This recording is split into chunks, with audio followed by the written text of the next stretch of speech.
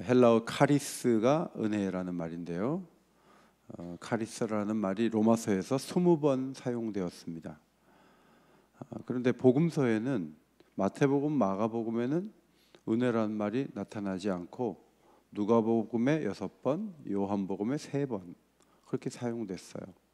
그런데 서신서에 와서는 은혜라는 단어가 많이 사용됐어요. 그러니까 복음이 완성되는 상황에서는 은혜를 설명하기가 쉽지는 않았던 것 같아요. 그런데 복음이 완성되고 나서 예수님이 부활 승천하시고 복음이 완성됐는데, 복음을 설명할 때 은혜라는 단어를 사용해야 복음이 잘 설명될 수 있었다 하는 것을 이 기록을 통해서 우리가 확인할 수가 있습니다. 오늘 5절 말씀, 그로 말미암아 우리가 은혜와 사도의 직분을 받아 그의 이름을 위하여 모든 이방인 중에서 믿어 순종하게 하나니 그랬습니다. 여기 말씀을 잘 보면 은혜와 사도의 직분을 받아 두 가지를 받았어요. 은혜를 받고 직분을 받았어요. 여기 은혜와 직분이라는 단어가 연결되어 있죠. 우리가 직분을 수행하는 데 있어서 은혜를 받아야죠. 가만히 보면 직분을 수행하는데 은혜 없이 수행하는 분들이 계세요. 그분들은 똑똑해요. 똑똑하고 말도 많고 생각도 많고, 그런데 은혜를 구하지 않아요. 자기 실력으로 하려고 그래요. 말이 많고 직분 수행에 있어서 생각도 많고, 여러분 그분이 오랫동안 직분을 수행할 수 있나요? 몇 년 지나면 없어져요. 왜냐하면 자기 힘으로 하다 보니까 안 되는 거예요. 직분을 잘 감당하기 위해서는 은혜를 받아야 직분을 감당할 수 있는 거예요. 사도는 은혜와 직분을 받아서 자신이 하나님이 원하시는 목적, 그의 이름을 위하여 모든 이방인 중에서 믿어 순종하게 하는 이 일을 감당하게 되었다라고 설명을 하고 있습니다. 그의 이름을 위하여 모든 이방인 중에서 믿어 순종하게 한다. 자, 이거는 굉장히 큰 그림을 보여주고 있어요. 자, 스마트폰이 처음에 나왔을 때 강영환 목사님 스마트폰 두고 가셨는데, 스마트폰이 처음에 세상에 나왔을 때 이걸 만든 사람의 꿈이 뭐죠? 모든 사람이 스마트폰을 보고 다니게 하는 거예요. 처음에 우리가 피처폰이라고 그랬죠. 그냥 피처폰을 쓰는 사람들이 그렇게 많은데 이거를 전부 손에 쥐어주는 게 가능하겠어요? 불가능해 보이죠. 그러나 삼성전자와 애플, 또 하움인가요? 여러 가지 메이커들이 이거를 만들어서 지금 전 세계 사람들의 상당수가 이 스마트폰을 다 쥐고 있어요. 전기차가 지금 나오고 있는데, 전기차를 만드는 사람의 꿈이 뭔지 아세요? 휘발유차, 경유차 다 없애고 전기차 만들어서 모두가 전기차 타는 거예요. 우리가 보기에는 에이, 그게 되겠어? 그게 불가능해, 안 돼 라고 생각하지만, 물건을 만드는 사람들은 그런 꿈을 가지고 물건을 만들어요. 코카콜라를 만드는 사람들도 물 대신에 콜라 마시게 하는 꿈을 가지고 열심히 회사 일해요. 그런데 놀랍게도 코카콜라가 안 들어간 나라가 없어요. 모든 나라에 코카콜라가 들어가 있어요. 많은 사람들이 큰 꿈을 가지고 임하는데, 사도는 직분을 받아서 어떤 꿈을 갖고 있어요? 모든 이방인들이 주님의 이름을 위해 살고 말씀을 듣고 순종하는 사람이 되기 위하여 직분을 받았다, 이렇게 설명을 하고 있습니다. 그런데 그 일이 그냥 자기의 재능으로 되는 것이 아니고, 열심으로만 되는 것이 아니고, 은혜를 받아 그리고 직분을 수행하는 과정에서 되어지는 일이라는 것을 암시하고 있어요. 우리가 사도행전을 보겠지만 안디옥 교회의 파송 선교사가 바울과 바나바잖아요. 비시디아 안디옥에 가서 시기가 가득한 무리의 비방을 막 들어요. 그리고 복음을 전하는데 사도행전 13장 48절에 보면 이방인들이 듣고 기뻐하며 하나님을 찬송하며, 그 다음 보면 영생을 주시기로 작정된 자는 다 믿더라. 이게 은혜거든요. 우리가 뭔가 하는 것 같지만 오래전에 영생을 주시기로 작정된 자가 예수를 믿는 거지, 내 말이 좋고 내가 설득을 잘하니까 그 사람이 나한테 설득당해서 예수를 믿은 사람은 없다는 거예요. 하나님께서 계획하신 분들이 있어요. 우리가 전도를 하는데 이 지역에도 하나님이 영생을 주시기로 작정된 자들이 있어요. 그들이 하나님 앞에 나올 때 옥인교회가 부흥할 줄 믿습니다. 하나님이 하시는 거예요. 그러므로 은혜를 받아야 열매를 맺을 수 있어요. 이고니온에서는 표적과 기사가 나타났어요. 루스드라에서는 발을 쓰지 못하는 사람이 걸어가는 역사가 일어났고, 루스드라에서 디모데를 만났어요. 그래서 평생 동역자가 되었습니다. 빌립보 감옥에서는 갇혀 있다가 하나님이 땅을 흔들었어요.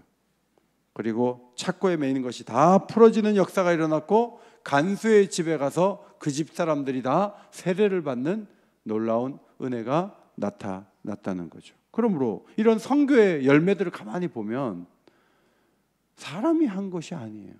하나님이 하신 거예요. 우리가 예수를 믿은 것도 은혜가 와서 우리가 예수를 믿은 거지, 우리가 사람을 강압을 해가지고 억지로 세뇌를 시켜가지고 그렇게 한 거 아니에요. 제가 3주 동안에 많이 나오게 하는 방법은 제1권사의 오늘 특송, 제2권사의 내일 특송, 수요일날 교사 특송, 그 다음에 안수집사 목요일날 특송 해갖고 특송을 막 계속 돌리는 거예요. 그래가지고 하면 안 나오겠어요? 창피하잖아요. 나와 화면으로 다 보고 있는데. 그래가지고 그냥 월요일부터 금요일까지 막 돌리는 거예요. 그러면 더 많이 나오는 거 저도 알아요. 그렇게 하려고 그러다가 은혜에 의탁하면 좋겠다. 자기 발로 나오게 하옵소서. 스스로 나오는 게 좋지, 뭘 끌려 나오듯이 나오고. 특송하려면 몇 시에 와야 돼? 도대체 5시 10분 전까지 모여가지고 옛날에 그렇게 많이 했는데 너무 안 나오니까 그렇게 하면 더 많이 나오죠. 그러나 은혜가 뭐예요? 5시에 자명종 했는데 4시 50분에 눈 떠지는 게 은혜예요. 소변 마려워서 일어나는 거예요. 일어나서 화장실 갔다가 자명종을 울리기도 전에 끄고 은혜가 붙들어주면 어렵지 않아요. 신앙생활이 갑갑하고 힘드신 분들이 있고 직분수행이 부담이 되는 분들도 계세요. 그런데 은혜를 받으시기를 바랍니다. 그러면 움직일 수 있어요. 기뻐할 수 있어요.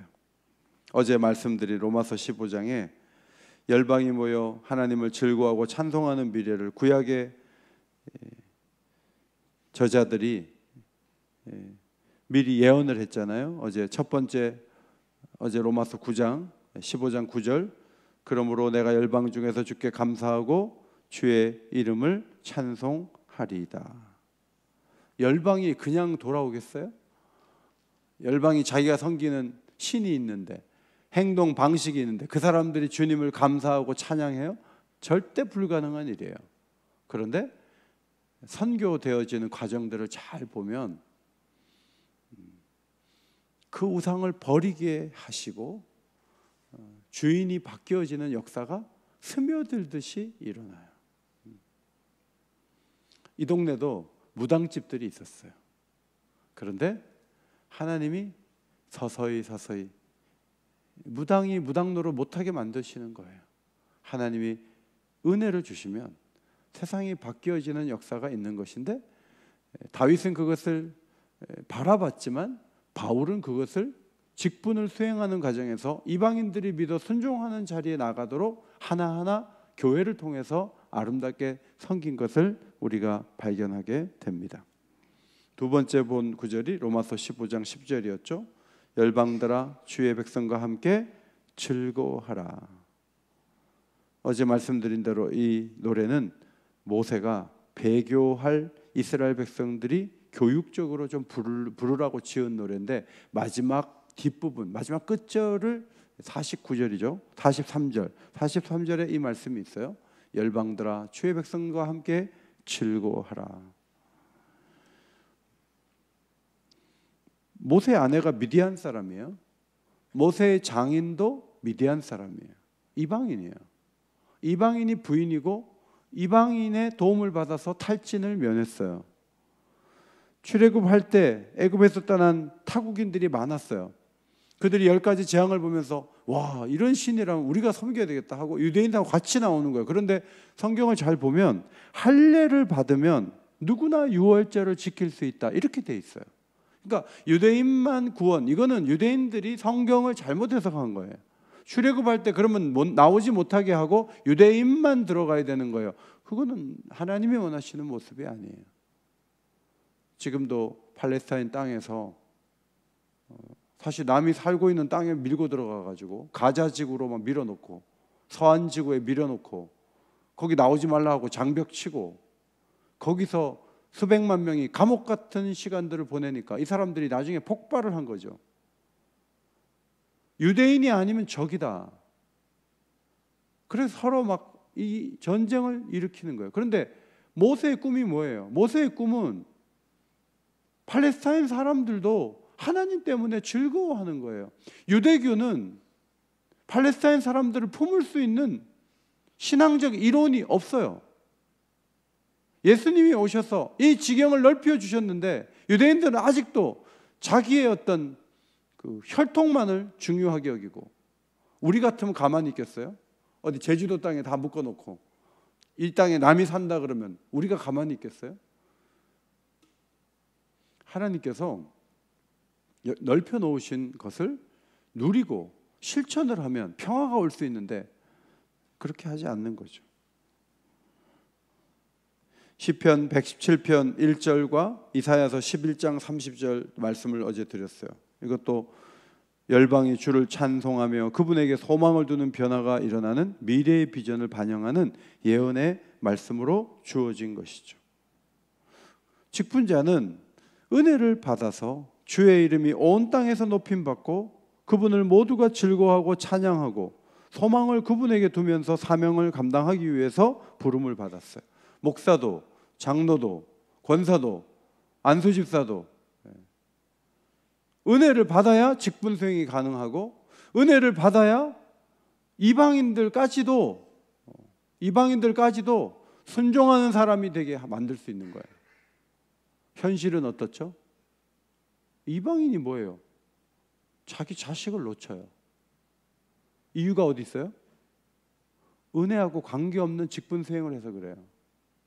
은혜를 구하고 하나님께서 애들에게도 촉촉하게 이슬 같은 은혜를 달라고 기도해야 돼요. 물론 저희들도 애들 키우면서 애들이 뭐 말 잘 듣지 않죠.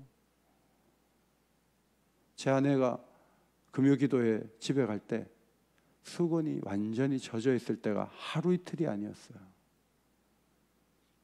하나님 은혜를 달라고, 우리 애들 마음에 은혜를 달라고. 기도하지 않는데 은혜가 옵니까? 내가 기도하기 전에 예수님이 십자가에 죽으신 은혜는 내가 기도하지 않아도 와요. 그러나 구해야 받을 수 있는 은혜는 구할 때 오는 거예요. 우리가 하는 것은 그냥 구하는 거예요. 하나님 은혜를 달라고, 나를 정결케 하시고 내게, 우리 자녀들에게, 우리 손주들에게 은혜를 달라고. 그 기도를 하기 위해서 우리가 살아있는 것이고 우리가 기도하는 거예요. 직분자는 모든 사람이 믿어 순종하는 사람이 되는데 관심을 기울여야 돼요. 은혜를 받으면 더 많은 이들이 주를 바라보게 되는데 관심을 기울일 수밖에 없는 것이죠. 그리고 선한 영향력을 미치게 되는 거예요. 7절 앞에 보시고 7절 읽겠습니다. 시작. 로마에서 하나님의 사랑하심을 받고 성도로 부르심을 받은 모든 자에게 하나님 우리 아버지와 주 예수 그리스도께로부터 은혜와 평강이 있기를 원하노라. 바울은 로마 교회 성도들을 하나님의 사랑하심을 받고 성도로 부르심을 받은 자라고 말하면서 그들에게 은혜와 평강이 있기를 원했어요. 자, 하나님의 사랑을 받았어요. 성도로 부르심을 받았어요. 하나님의 사랑을 받는데 뭐가 더 필요하겠어요? 이미 그는 하나님의 사랑을 받은 자인데. 그러나 뭘 구합니까? 은혜와 평강이 있어야 한다라고 생각하고 그것을 원한다고 적었습니다. 6절에서는 우리가 예수 그리스도의 것으로 부르심을 받았다 그랬어요. 종이라는 거죠. 그러니까 자기가 예수 그리스도의 종이라고 1절에 말한 다음에 6절에서는 로마교회 성도들도 종이라는 거예요. 예수 그리스도의 것이라는 거예요. 그런데 당신들은 하나님의 사랑을 받은 자입니다. 그리고 거룩한 물이라고 부르심을 받았어요. 이 모든 것들이 사실은 하나님의 강력한 지원을 약속하는 개념들이에요. 그런데 이 말씀 속에 잘 보면은 이것으로 충분하지 않은 거예요.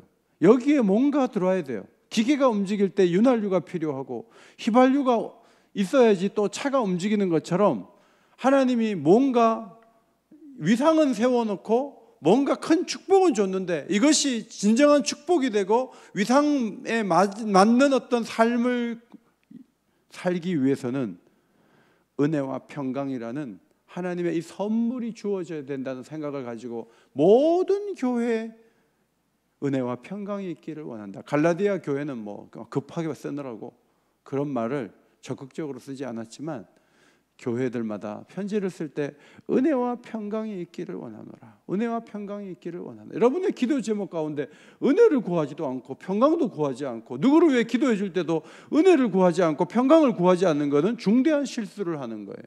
은혜와 평강을 구하는 것은 우리가 하나님의 부르심을 받은 자로서 합당하게 사는데 매우 중요한 그러한 기도 제목이 될 수 있다 하는 거죠.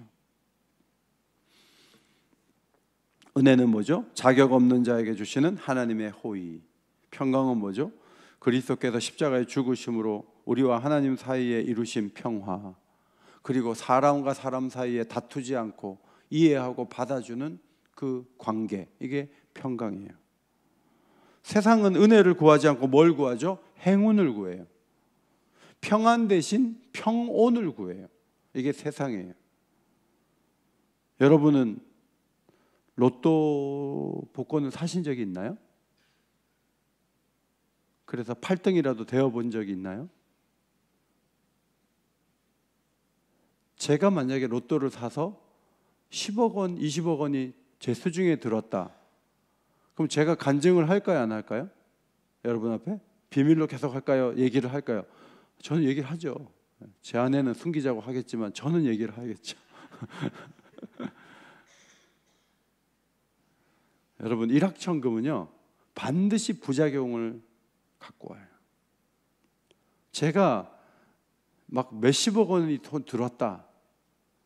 그럼 저는 땅국리를 하게 돼 있어요. 돈이 많아지면서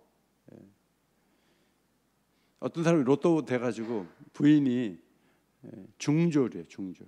자기도 중졸인데 그때 학력이 너무 안 맞아가지고 못 살겠다 이래가지고 다른 여자하고 또 사귀어야 되고. 여러분, 돈이 이게 엄청나게 들어오면 반드시 부작용이 있는 거예요. 갑자기 좋아지는 건 좋아진 게 아니에요. 하나님께서 우리에게 은혜를 주실 때 은혜는 부작용이 없어요. 하나님의 강력한 은혜가 우리에게 임하기를 소원합니다. 열왕기하 5장에 보면 절망의 시간을 보냈던 나아만이 자기 집에서 일하는 소녀의 얘기를 들어요. 아유, 우리나라에 가면, 이스라엘에 가면 선지자가 있는데 그 선지자한테 얘기하면 될 텐데 하고 자기 부인을 통해서 얘기가 들려온 거예요. 근데 자기가 사는 아랍 나라에서는 나병을 고치는 사람이 없어요. 그래서 왕에게 얘기를 해가지고 선지자에게 가가지고 자기를 좀 고쳐달라고 얘기를 하는 거죠. 근데 이 선지자가 나와보지도 않아요. 그래가지고 뭐 요단강에 가서 몸을 7번 씻으라고 그런 얘기를 종을 통해서 하니까 이 화가 나는 거예요. 화가 나가지고 몸을 돌려 분노하며 떠나려고 했어요. 뭐 이런 세계가 있냐? 내가 누군데 지금 뭐 하는 거냐? 아니, 우리나라의 강은 더 깨끗하고 더 좋은데 여기 좁은 강 요단강에서 몸을 씻어? 몸을 돌려 분노하며 떠나려고 했어요. 그때 종들이 말리면서 뭐라 그랬냐면 당신에게 큰일을 행하라 말하였더라면 하지 않겠습니까? 씻어 깨끗하게 하라는 그 말이 그게 어렵습니까? 그거 하세요. 나 같으면 하겠다. 종들이 이제 그러는 거죠. 그 말을 듣고 생각해 보니까 이게 어려운 게 아니고 너무 쉬우니까 못하는 거예요. 그래서 요단강에 가서 7번 몸을 씻었는데 어린아이 살처럼 싹 바뀌는 거예요. 나만이 나은 것이 은혜예요. 여러분, 이 은혜가 어떻게 나타났어요? 소녀 아이를 통해서 나타난 거예요. 소녀 아이를 통해서 길이 보인 거예요. 말도 안 되는 요단강에 가서 7번 씻으라는 합리적이지도 않고 정말 동의할 수도 없는 그런 말을 통해서 이 몸에 은혜가 나타난 거예요. 은혜 받기를 원하시는 분들은 무슨 어려운 과정을 밟으라는 게 아니에요. 은혜는요, 기도할 때 주시는 거예요. 은혜는 사모할 때 주시는 거예요. 은혜는 우리가 하나 되어서 함께 하나님을 바라볼 때 이슬처럼 내리는 거예요. 그래서 은혜가 중요한데, 은혜를 받는 방식을 왜 사람들이 의지하지 않는가 하면 너무 쉬워서. 그걸 구해야 돼? 지금 나 편안하게 사는데? 이러고 있어요. 너무 쉬우니까. 우리도 분노는 하지 않지만 몸을 돌려 떠나려 할 때가 우리에게도 있는 거죠. 로마 교회와 1세기 교회들은 엄청난 핍박과 미움을 견디면서 신앙을 지켜냈어요. 그런데 그 300년 동안 그 모진 핍박을 받으면서도 교회가 사라지지 않고 점점 교회가 부흥을 했단 말이죠. 아니, 우리가 코로나 당하고 지금 어려운 거 하고 1세기에 군병들이 집에 와서 예수 믿는 사람 잡아가는 시대하고 어느 시대가 어려워요? 우리 시대가 훨씬 쉬워요. 그런데 1세기에 계속 2세기, 3세기에 교회가 부흥을 했어요. 우리는 지금 힘들다고 하는 교회 부흥이 그때는 왜 잘 된지 아세요? 그때는 시대가 좋아서 천만의 말씀. 훨씬 어려워요. 그런데 그때 교회가 부흥했던 것은 하나님이 은혜를 주셔서 그래요. 이것을 보셔야 돼요. 은혜가 내리면 아무리 어려운 시대를 살고 아무리 어려운 시기를 보낸다 할지라도 하나님은 자기의 뜻을 교회를 통해서 이루어내실 줄 믿습니다. 이것이 하나님이. 그러므로 시대를 자꾸 탓하지 마세요. 은혜만 많이 받으면 얼마든지 할 수 있어요. 그것이 하나님의 축복이에요. 저희 아들이 유학을 간다 그래서 제가 목사 사례비 받고 어떻게 유학을 보내냐, 나는 반대다 했더니 우리 아들이 하나님께서 은혜 주시면 돼요. 하나님 아버지가 도와주면 돼요. 그리고 공부해서 유학 갔거든요. 저 돈 안 보냈어요. 지가 이리 뛰고 저리 뛰지만 여러분, 하나님의 은혜를 이렇게 주시니까 그냥 필요한 것들을 다 하나님이 이런저런, 물론 지가 열심히 아르바이트 하지만 지가 은혜 받고. 어제 졸업했어요. 어제 졸업을 했는데 제가 이렇게 졸업 사진을 이렇게 보면, 가지는 못하고 졸업 사진을 보면서 아버지가 도와줘서 사는 게 아니다. 하나님이 은혜 주시면 자식은 저 지구 반대편에 있지만 거기서 애 둘 낳고 손 안 벌리고 살아가는 거예요. 그게 뭐예요? 은혜예요. 내 힘으로 하는 거 아니에요. 자식이 부모가 도와줘야만 사는 거 아니에요. 30이 넘었는데 뭘 도와줘요? 자기가 하는 거지. 그런데 하나님 앞에 그 아이가 은혜를 구하는 거예요. 하나님 도와달라고, 길을 열어달라고. 어느 교회에 장학금을 준다 그래서 2,000불을 준다 그래서 교회에 갔는데 그 교회에서 여러 명이 이제 장학금을 외부 신학생들이 받는 거예요. 그래서 그거를 받으러 갔다가 그날 그 뭐 감사하는 글을 읽는 학생이 안 나와가지고 제 아들이 대신해서 읽었대요. 감사하다고, 자기가 이렇게 하고 이런 사역을 하는데 이렇게 도움 주셔서 감사하다고 읽었는데, 그리고 집에 왔는데 행정 목사님이 서울의 옥인교회 담임 목사님 아들이라고 얘기를 해줬대요. 그러니까 그 담임 목사님이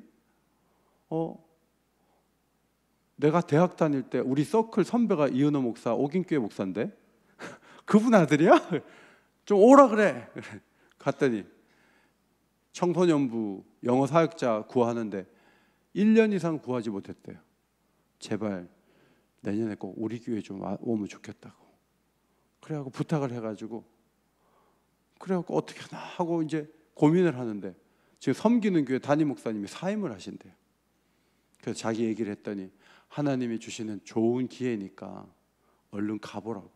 그래가지고 갔더니 계약 사항은 월급은 얼마고 어떻게 근무를 하고 집은 어떻게 제공하고 다 얘기를 하는데 너무 화가 나는 거는 아니 목사 안수도 안 받았는데 사례비를 저보다 더 많이 받는데요. 세상에 그런 법이 어디 있어요. 아직 목사 안수도 안 받았는데 아무리 미국이라고 해도 어떻게 저보다 많이 줘요. 그런데 더 많은 사례비를 주겠다고. 얘는 막 불고기집 뛰어다니고 크라레 레슨하고 토요일날 이민 온 애들 막 가르치고 주일날 사역하고 일주일에 하루에 4시간 5시간을 잘 시간이 없이 뛰어다니는데 하나님이 이 아이를 이렇게 인도해 주시는 걸 보여주니까 제 마음이 얼마나 감사한지. 여러분 따라다니면서 도와주려고 하지 마세요. 하나님이 은혜를 주시면 그 아이들은 우리보다 더 잘 살 수 있고 더 너그러울 수 있고 더 풍성할 수 있는 거예요. 은혜라는 것은 세대를 넘어서서 축복을 누리는 하나님의 선물이에요. 이 선물이 주어지면 로마 교회는 교회다울 수 있다. 에베소 교회도 교회다울 수 있다. 골로새 교회도 교회다울 수 있다. 나도 은혜 받아 살았고 우리 자식들도 은혜 받아 산다. 이 믿음을 가지고 우리가 해야 될 거 하나 있어요. 그게 뭐예요? 기도하는 거예요. 하나님 은혜를 달라고 긍휼의 손을 내미는 거예요. 그러면 하나님께서 우리에게 넘치는 은총을 부어주실 줄 믿습니다. 히브리서 4장 16절 말씀 앞에 보시고 같이 읽겠습니다. 히브리서 4장 16절 시작. 그러므로 우리는 긍휼하심을 받고 때를 따라 돕는 은혜를 얻기 위하여 은혜의 보좌 앞에 담대히 나아갈 것이니라. 우리는 긍휼하심을 받아야 돼요. 우리에게는 때를 따라 돕는 은혜가 필요해요.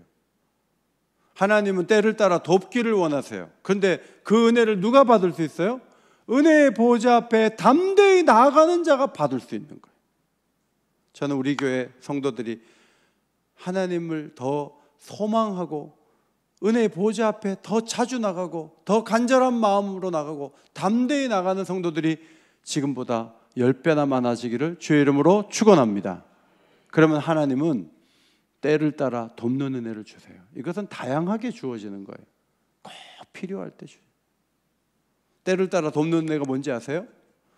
어제 우리 교역자들 2분 새로 오셨어요. 지금 여기 참석하셨는데 어제 일부 예배 때 인사드렸어요. 때를 따라 돕는 은혜가 뭐냐면 오늘 이분들이 밤에 여기 5층에서 어디 자고 내려오려고 그랬는데 게스트하우스가 어제 비었어요. 이번 주간에 아무도 안 들어와요. 그래갖고 그 2분이 우리는 가서 방문도 못 해본 그 호텔급의 게스트하우스에 어제 밤에 잠을 잤다고요.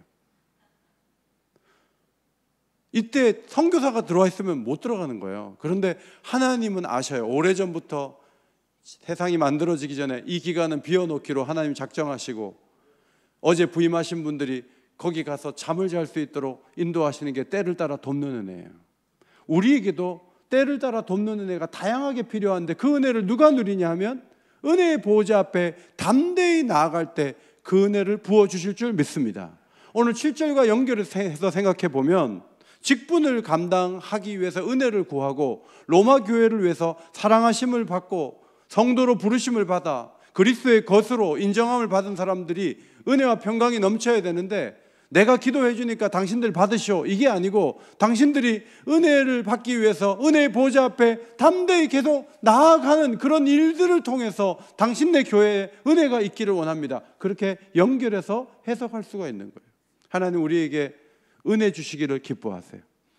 여러분이 준비한 뭐가 있는데 누가 와서 여러분이 준비한 것들을 잘 공급하고 음식을 대접하고 할 때 여러분 마음이 기쁘지 않아요?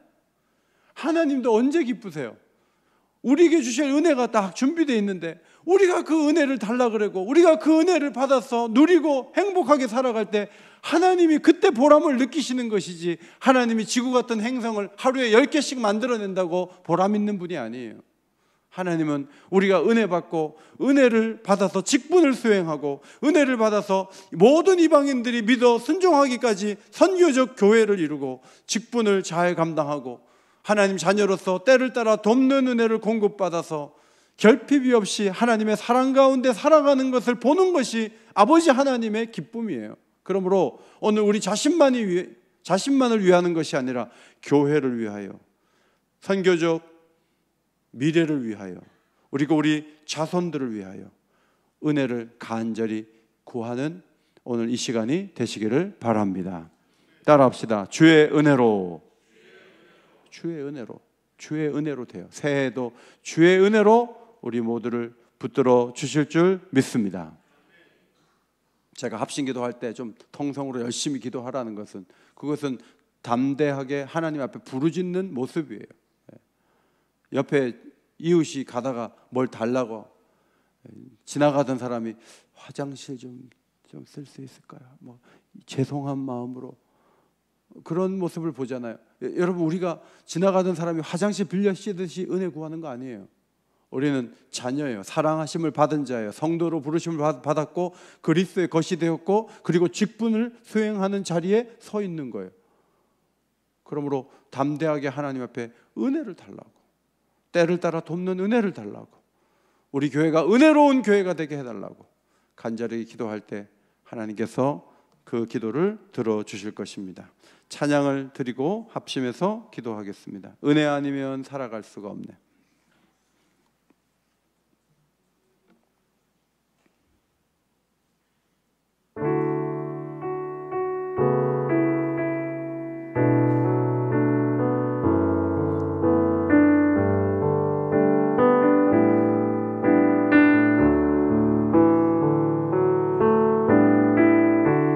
은혜 아니면 살아갈 수가 없네. 호흡마저도 다 주의 것이니 세상 평안과 위로 내게 없어도 예수, 오직 예수뿐이네. 그 신계 계획 다 볼 수도 없고 작은 고난에 지쳐도 주께 묶인 나의 모든 삶 버티고 견디게 하시네. 은혜 아니면 살아갈 수가 없네. 나의 모든 것 다 주께 맡기니 참된 평안과 위로 내게 주신 주 예수, 오직 예수뿐이. 다시 한번 그 신계획 다 볼 수도 없고 그 신계획 다 볼 수도 없고 작은 고난에 지쳐도 주께 묶인 나의 모든 삶 버티고 견디게 하시네.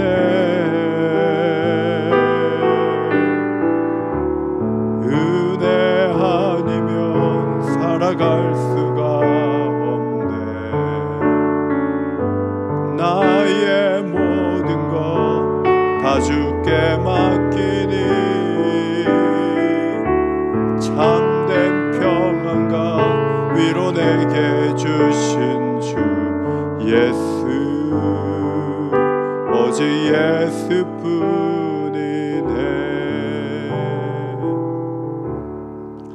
15일 동안 떡을 제공합니다. 그래서 3주 동안 떡을 제공하는데 제가 이제 15일 지나면 권사님들한테 물어볼 거예요. 떡 몇 개 받았냐고. 그래서 15개 받았다고. 그렇게 대답할 수 있도록 열심히 나오시고요. 그 다음에 도장도 안 찍겠어요. 여러분들이 오늘 참석하신 분들 서명하세요. 서명하고 온라인으로 참석하신 분들은 뭐 집에서 하고 서명을 하셔도 되긴 되지만 교회가 원하는 것은 현장에 오신 다음에 서명하시면 좋겠어요. 그리고 3주 열심히 하신 다음에는 교회에서 예쁜 선물을 드릴 거예요. 그 선물을 함께 받을 수 있게 되기를 바랍니다. 오늘 말씀 기억하면서 세 가지 기도 제목 말씀드립니다. 은혜로 직분 감당케 해달라고, 특별히 토요일에 6분 장로님들을 세워요. 제일 좋은 직분자는 은혜로운 직분자예요. 똑똑한 직분자 별로예요. 은혜로운 직분자를 세워야 돼요. 그래야 교회가 아름다워질 수 있어요. 또 여러분이 감당하고 있는 직분도 아름다운 직분이 될 수 있도록, 특별히 어제 송요한 목사님, 이재성 전사님이 부임을 했어요. 특별히 이 두 분이 은혜로운 사역자가 되도록 기도해 주시기를 부탁을 드리고, 또 김진주 목사님 가시고 강요한 목사님이 행정 목사가 됐어요. 직분을 잘 수행할 수 있도록 여러분 부서에 있는, 여러분 가까이 있는 교구 목사님을 위해서 최원재 정보선 목사님 위해서 여러분이 기도해 주시고, 또 이 자리에는 우리 김석주 목사님 함께 하셨는데 또 새해에도 은혜로운 말씀을 전할 수 있도록 여러분이 기도해 주시기를 부탁을 드립니다.